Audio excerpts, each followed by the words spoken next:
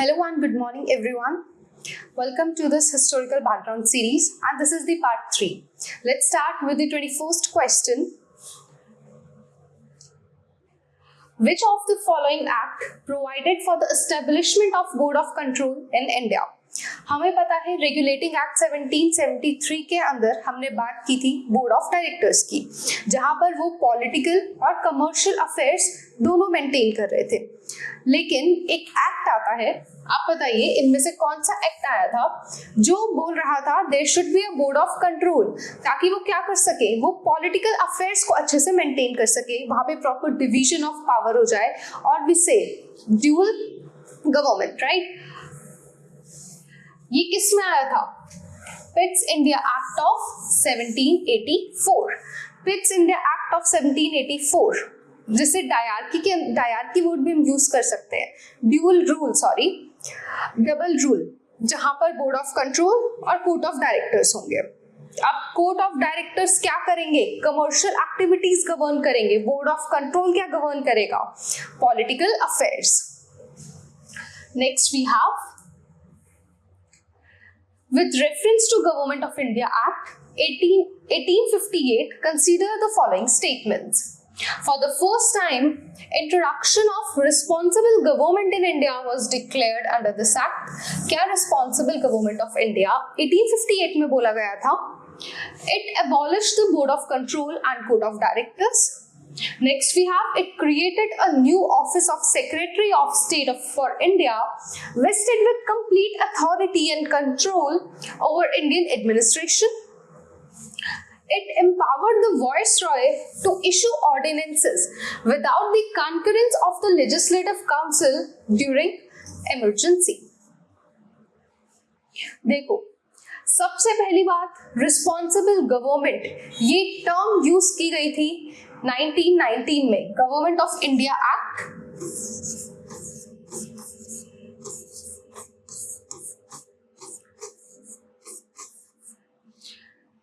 सो 1858 यहां पर नहीं बोला गया था। First statement is wrong. ये बहुत माइन्यूट चीजें हैं जो आपके आंसर्स को चेंज कर सकती है। ये बिल्कुल सही बात है, board of control and court of directors, इसे एबॉलिश किया गया था। ऑफिस ऑफ ये दो ऑफिसेस बन गए थे, वाइसरॉय का एंड सेक्रेटरी ऑफ स्टेट। ये चीजें सही हैं, जहां पे complete authority control of administration दे दिया गया था। This statement is correct.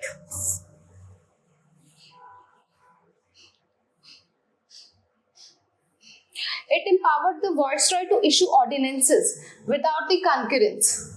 ये कब दिया गया था? Just a second.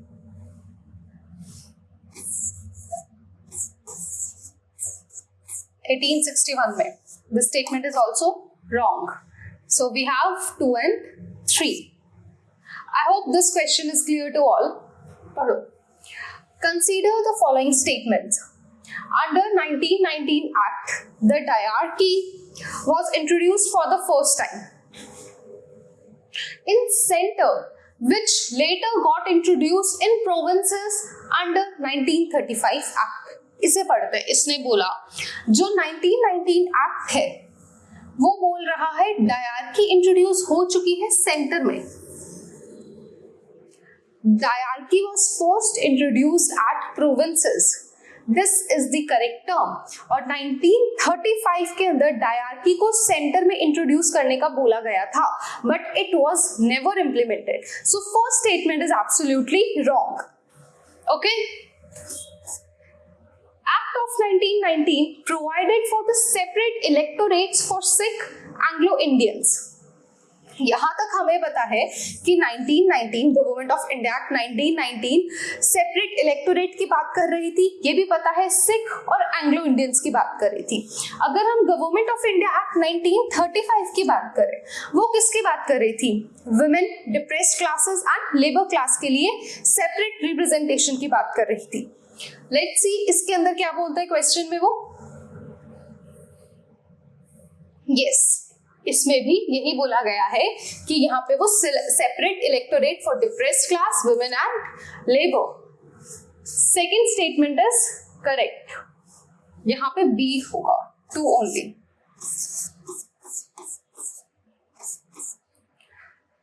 24th question, ignore.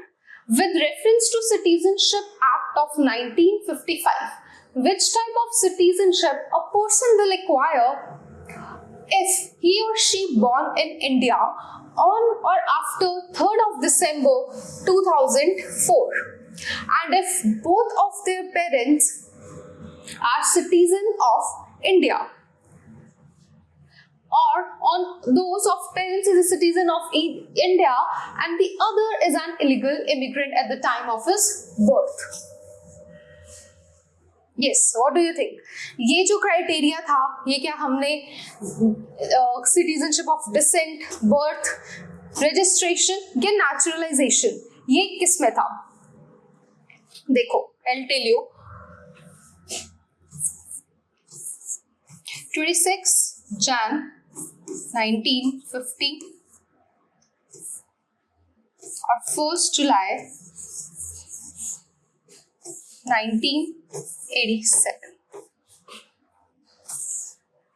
कोई भी पर्सन जो 26 Jan 1950 के बाद और 1 July 1980 से पहले बॉर्न होता है, वो इंडिया का नेशनल कहलाएगा, आई मीन सिटीजन कहलाएगा, नॉट नेशनल, सिटीजन कहलाएगा, irrespective of parents nationality. This is important to understand. जो भी बॉर्न हो रहा है इन डेट्स के बीच में, वो इंडिया का सिटीजन कहलाएगा, irrespective of their parents nationality. अगर कोई पर्सन 3rd of December 2004 के बाद बॉर्न होता है, फर्स्ट है कि उसके दोनों पेरेंट्स, उसके दोनों mother and father should be Indian citizen, या फिर either of the parents should be Indian citizen and other should not be illegal migrant at the time of the child's birth, at the time of that person's birth. So simply this criteria is mentioned in citizenship by birth. ये criteria citizenship by birth में mention है. Let me explain it again.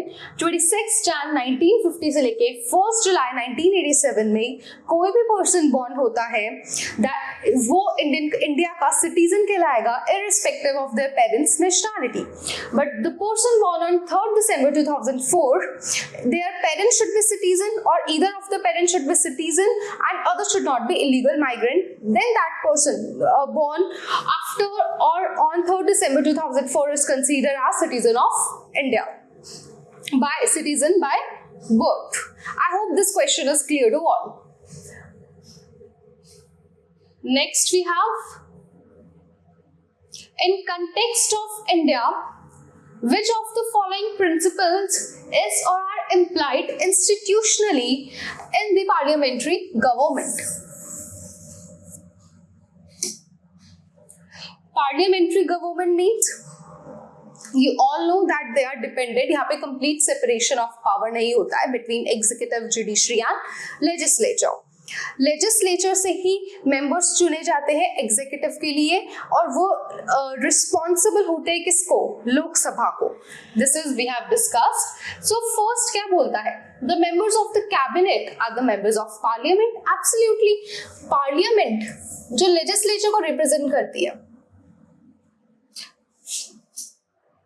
Parliament से ही तो executive में जाते हैं, वहां पे काउंसिल ऑफ मिनिस्टर्स बनता है. देन वी हैव कैबिनेट, उससे स्मॉलर साइज जो बहुत क्लोज होता है, जो सारे डिसीजन, मेन डिसीजंस लेता है, वहां से ही आएगा. So they are the members. Absolutely, यहाँ पे एक चांस ये भी हो सकता है that they can not be the members. अगर वो वहां के मेंबर नहीं है, so the person should be elected within 6 months in parliament. The minister hold the office till they enjoy confidence in parliament. This is correct. Ministers तब तक ministers हैं जब तक उनकी majority proof है पार्लियामेंट में. जब तक फ्लोर ऑफ द हाउस में उनकी majority है, they are the ministers. चली गई, they are no more the ministers anymore. Next we have cabinet is the head by the head of the state. Cabinet is headed by the head of the state. Who is head of the state? President. Do you think कि president जो है वो head होगा cabinet का? Absolutely not. Who is the head? Prime Minister. So this statement is wrong. Third is wrong, third is wrong, first is absolutely correct. Next, move to the next question. अब देखो, which of the following functions are served by the Constitution of India? It serves, यहां से ये statement शुरू है, कौन सी which of the following functions are served by the Constitution of India? कौन से functions performed हो रहे हैं? It serves as guide to the state to institute laws and policies to reduce poverty. क्या कॉन्स्टिट्यूशन है वो उन्हें गाइड करता है कि आप ऐसे लॉज बनाओ जिससे पॉवर्टी रिड्यूस हो? Of course, right. Constitution set of guidelines है, रूल बुक है जो उन्हें बताता है what activities are to be performed, what actions to be taken, right. So ऐसी पॉलिसीज बनाओ. अगर आपको अपनी कंट्री को ग्रो करना है, you should think about the people. आपको पॉवर्टी रिडक्शन के लिए पॉलिसीज, लॉज, ये सब चीजें बनानी पड़ेंगी. Very simple. So this statement is correct. It provides a set of basic rules for coordination amongst members of the society. This statement is also correct. Society में एक proper set of rules, regulation, coordination maintain करने के लिए बहुत important है. अगर कोई भी अपने actions arbitrarily ले रहा है, so क्या होगा? Chaos होगा society के अंदर. This should not be done. That's why constitution है हमारे पास. Next, it helps judiciary to decide the legality of the laws framed by the legislature. ये बात भी बिल्कुल सही है कि जुडिशरी इसके थ्रू देख सकती है कि जो लॉज बन रहे हैं क्या वो वैलिड है, क्या वो सही तरीके से फ्रेम किए गए हैं लॉज. ऐसा तो नहीं है कुछ ऐसा लॉ बनाकर लोगों को सब्जुगेट किया जा सकता है या लोगों के राइट्स लिए जा सकते हैं, फंडामेंटल राइट्स इन्फ्रिंज किया जा सकता है. ये सब चीजें भी जुडिशरी इनके थ्रू, कॉन्स्टिट्यूशन के थ्रू चेक करती है. Okay. It helps in ensuring people with good morals and values to reach the power. देखो, moral values होना, खुद के मॉरल्स होना, ये एक इंडिविजुअल लेवल पे होता है. ये हम एज अ सोसाइटी हम इसे नहीं कर सकते. हर किसी का अपना एथिक्स है, अपनी वैल्यूज होती है, इंडिविजुअल लेवल पर है, right. So this statement is wrong. We can not consider this statement. So we have first, second and third. First, second and third. Option D is correct. आप देखो,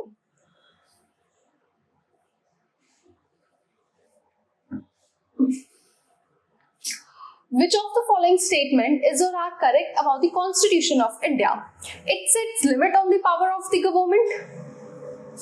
कौन सी बातें कॉन्स्टिट्यूशन ऑफ इंडिया के लिए सही है? क्या वो लिमिट करती है गवर्नमेंट को? हाँ, करती है. गवर्नमेंट अगर आर्बिट्रेरली वर्क करेगी, कुछ भी ऐसा एक्शन लेती है which is against fundamental rights, so it should be govern ना. एक सेट, एक उनको कहते हैं ना लिमिटेड गवर्नमेंट होनी चाहिए. That should be maintained. It provides an enabling framework for the government to take step for fulfilling the aspirations. Exactly. Government को ऐसे एक्शंस लेने पड़ेंगे ताकि वो लोगों की जो एस्पिरेशंस है, जो उनकी नीड है सोसाइटी में, जो उनके डिमांड्स है, जेन्युइन डिमांड्स है, उन्हें वो फुलफिल करे. ओके, दोनों स्टेटमेंट सही है. Both statements are correct. Next question. Which of the following factors make the Indian Constitution more acceptable to the people at large?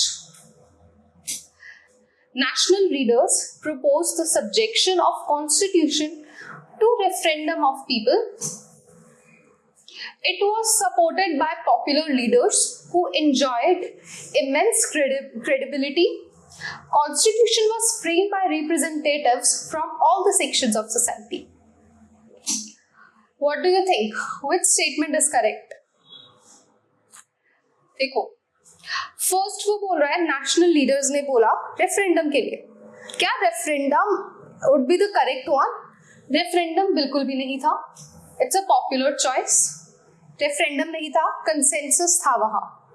This statement is wrong. It was supported by popular leaders. Of course जिसने national movement में help की है, जिन्होंने अपना role play किया है वहां पर, अगर वो लोग कुछ ऐसा सपोर्ट करते हैं, people have trust on them कि अगर वो कुछ ऐसे एक्शंस ले रहे हैं, that is correct, that is why it is correct and have popular support. Constitution was framed by representatives from all the sections of the society. Yes, her section से थे. डिप्रेस्ड क्लास से थे, women थी, labour class भी थी, communist party थी, Muslims and many more. ये statement बिल्कुल सही है. यहाँ रेफरेंडम नहीं था, यहाँ कंसेंसस के ऊपर काम किया गया था. Okay. The Constituent Assembly was composed roughly along the lines suggested by which of the following? Constituent Assembly किस बेसिस पे बनी थी? आपको पता होगा कैबिनेट मिशन प्लान आया था. Cabinet mission plan, transfer of power from British to India, जिसके अंदर सारे गाइडलाइंस और सब कुछ चीजें बताई गई थी, how they are going to perform. Very basic सा question. Last question for today. Consider the following statements regarding Indian Independence Act of 1947. It deprived Viceroy of India of legislative powers and retained the office merely as a ceremonial position. Do you think it was Viceroy? It was British monarch. The statement is wrong. यहाँ पे British monarch को deprive किया गया था कि वो ऐसा नहीं कर सकते अब. ओके. और गवर्नर जनरल को एज अ सेरेमोनियल हेड बना दिया गया था. ये स्टेटमेंट बिल्कुल गलत है. It allowed princely states either to join India or Pakistan, but denied the right to remain independent. क्या आपको लगता है ऐसा था? हमने ये स्टेटमेंट पहले भी पढ़ी थी. देखो, ऐसा है, इनको बोला गया था इंडिया को ज्वाइन कर लो या पाकिस्तान को ज्वाइन कर लो और you can remain independent. This statement is absolutely wrong. It discontinued the appointment of civil services by the secretary of state. Yes, यहाँ रोक दी गई थी. And it abolished the office of secretary of India. So C is correct. 3 and 4 statements are correct. I hope you like these sessions. Have a good day, nice day. Meet you in the next video.